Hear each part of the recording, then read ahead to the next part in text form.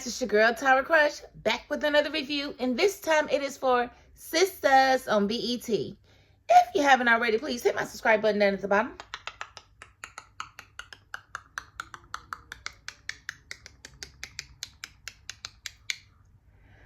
Thank you so very much, and I want to get right into this review because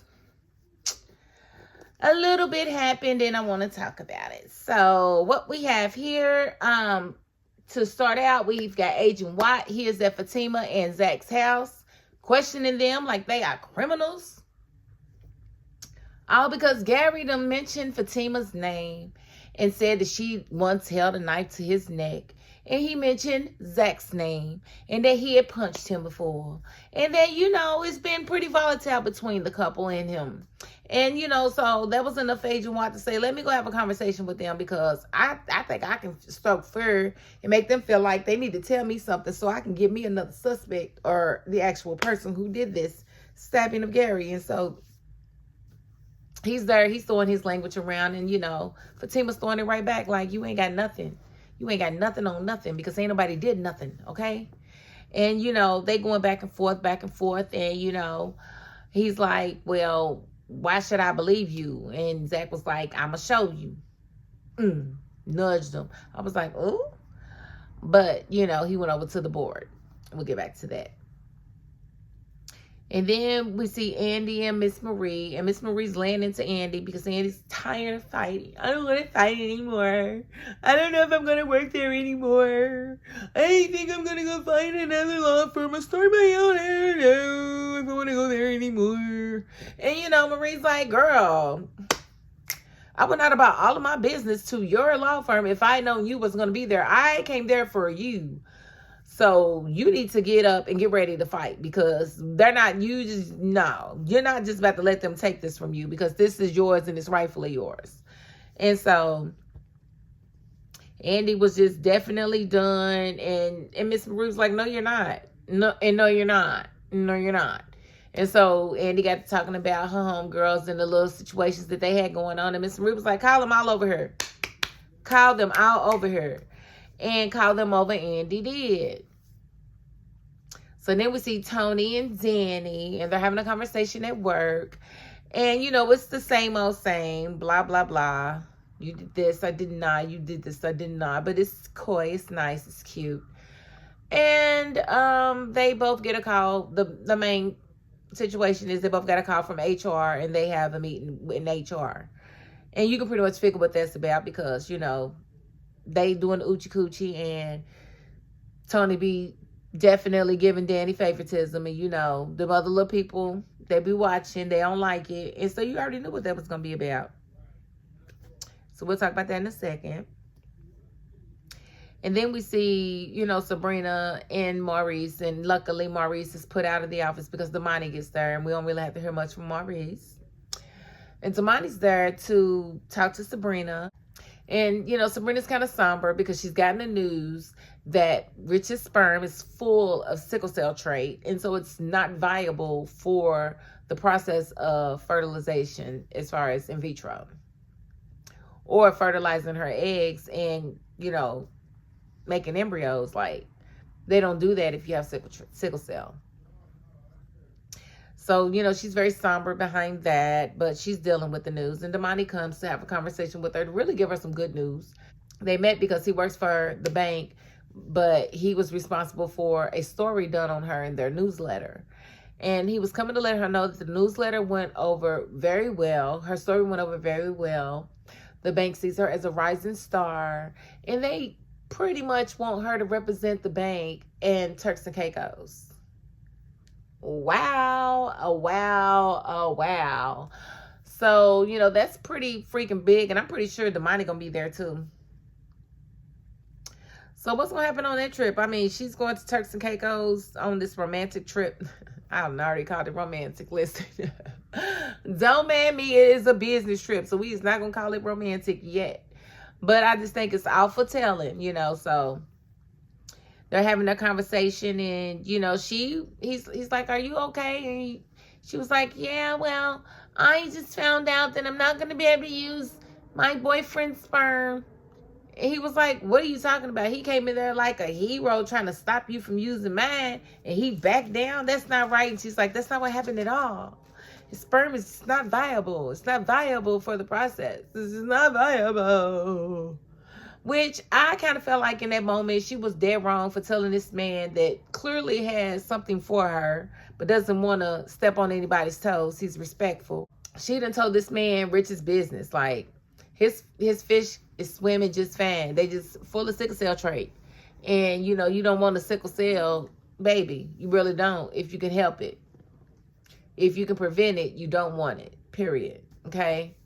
But, you know, so she's grappling with that too. It's like, they can have a baby normal, like through the normal process of getting pregnant, but she's not ready to get pregnant right now. She just wants the opportunity to have a baby later when she's ready, when, you know, when her career settles down some and whatnot. So she's just really like at a loss, even which way to go forward. So they're talking about the situation, and Damani reminds her, you know, you do have my samples, and I don't mind you using them. And she was like, oh, well, thank you. He's like, yeah, no problem. As long as you have options. She's like, yeah, options. And then here comes Rich. What? Yeah, options. Yeah. Caught you again, didn't I, Sabrina? Yeah. What's this? What's this? What's all this? Just be lying, girl. And I was like, how many times are you going to come and get this and not read the room, not get the situation right, and accuse this girl of doing something she ain't even did? You that insecure with yourself? Really, Rich? Like, I seriously hope that Sabrina does not take him back.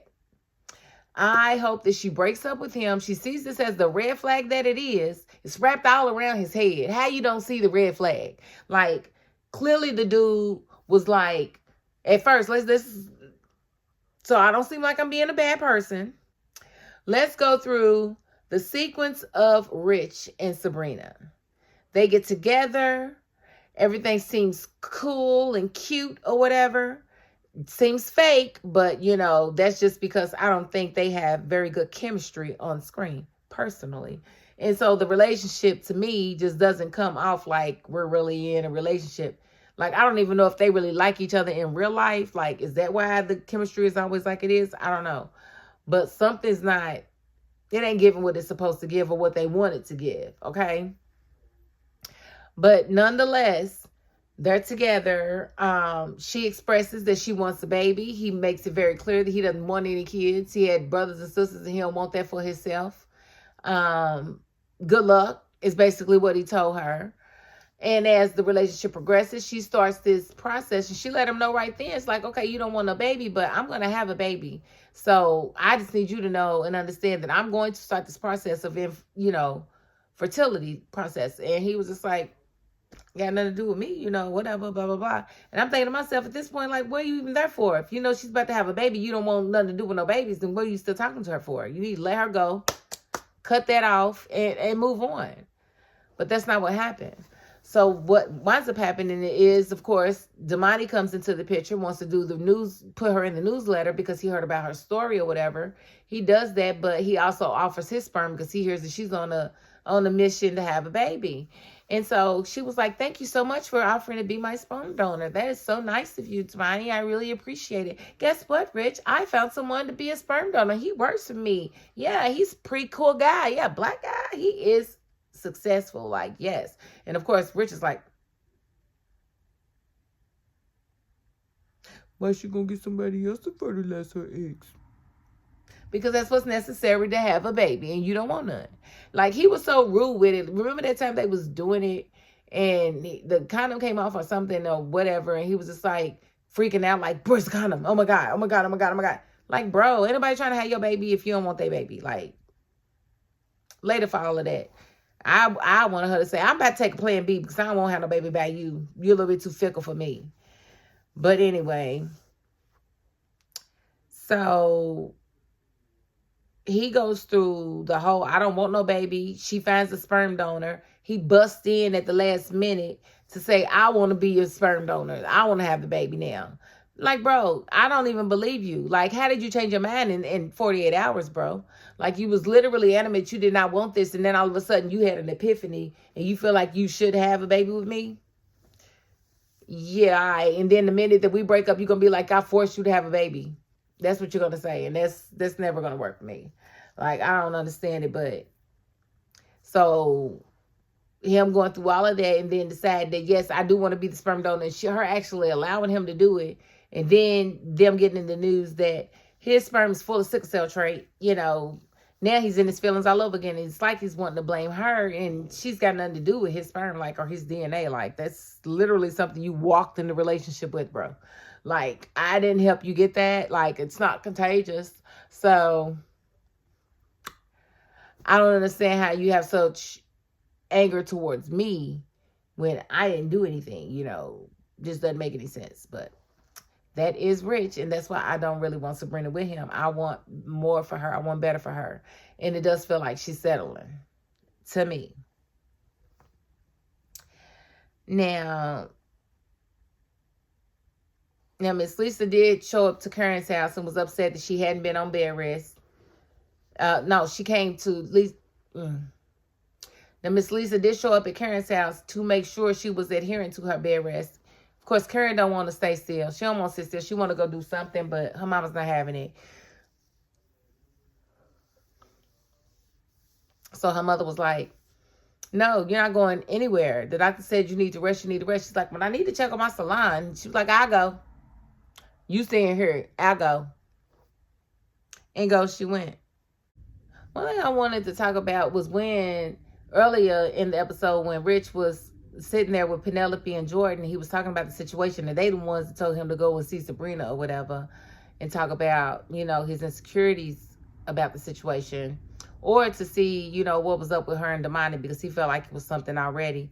Why when he kept talking about the doctor, why did he keep saying he? It's like, yeah, he just kept trying to tell me that it wasn't anything that I could do, and he kept saying, it was a female. Like, bruh. The doctor was a lady. Like, what are we doing here? Like, am I tripping? Wasn't that a lady?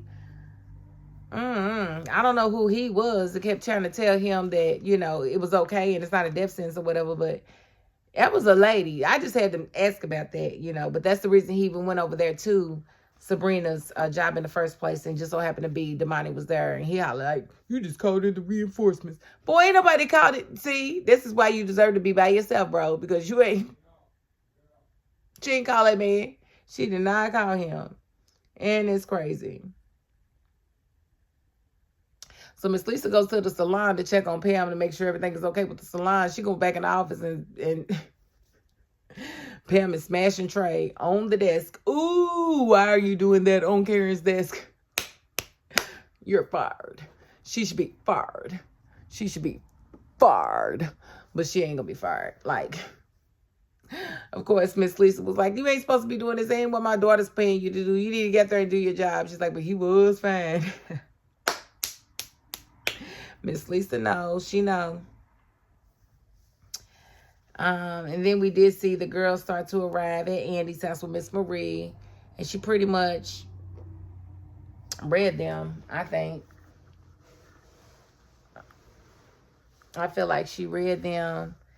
And at first. And then we did see Robin. He had called Penelope and asked her to come down so that they could have a conversation. He wanted to check on her and whatnot. And I was like, And so it begins.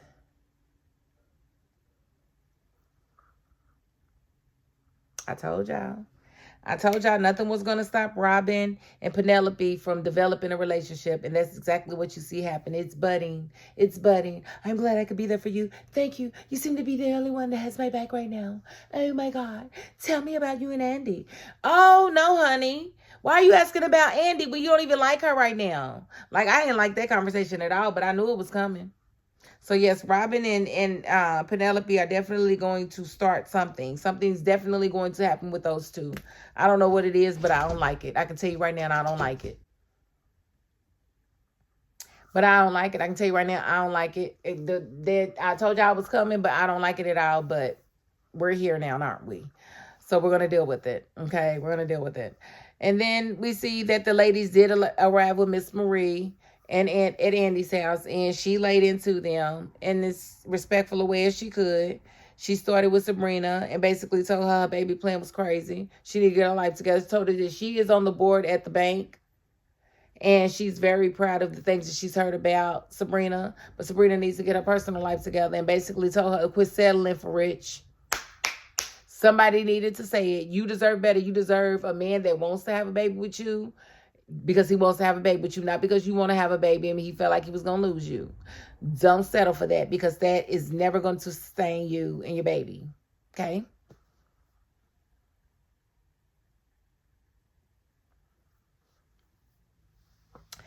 And so she went on to Karen, talking about Karen and her baby daddies, but she said, but you got persevered through a lot. And so I'm proud of you. Keep doing what you're doing, you know, but you can be better.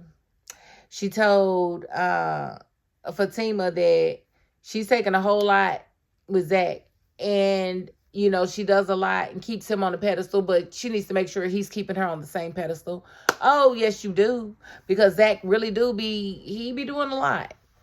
He got, to me, Zach got two queens, and one is Fatima, one is Karen. She's the lesser queen, but she's still a queen because he be putting her on the pedestal too. And y'all know he do. He be catering to her. He be trying to be in her face all the time. So, to me, Zach got two queens, and he needs to break it down to one queen and a baby mama.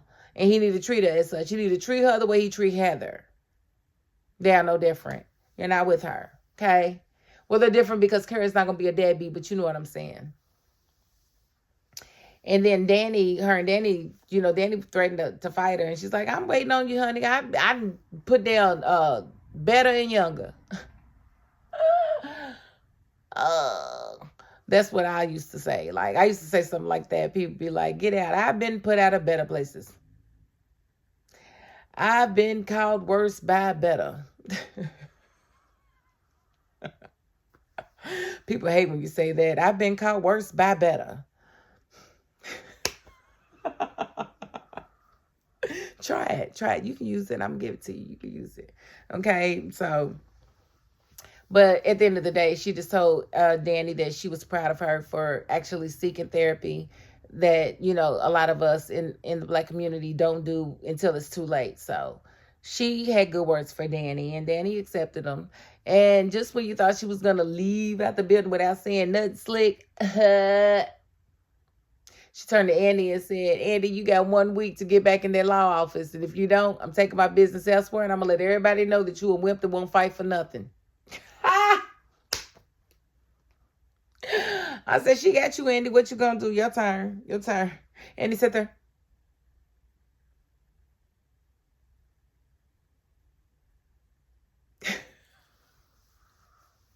And that was the episode. It was okay. It wasn't all that, you know, but, you know, we had to cover it. I wasn't here last week, you know, and I know you guys were mad at me, but hey, I'm back again this week. Hey, let's forget about last week. Let's act like that didn't happen. Let's do that. Yeah. Won't hurt you, will it? All right. Thank you. So I think I covered everything. I don't think I covered Agent Watt coming, you know, basically telling Fatima and Zach that they had 1 week to come up with a name, or he was going to start coming after them. I would have been like, boy, we recording you. This is blackmail. You can't make me come up with a name. I don't got to tell you nothing. I don't have to tell you nothing. But you do have to prove that I'm guilty if you feel like I am. So you don't get out of my face. But of course, as Tyler would have it written, we got to get a name or he's going to come after us. Like, girl, you know you ain't did nothing. What you worried about? Calm down. Tell him to go somewhere and lay an egg. Okay? All right. Now, if you haven't already, please hit my subscribe button down at the bottom.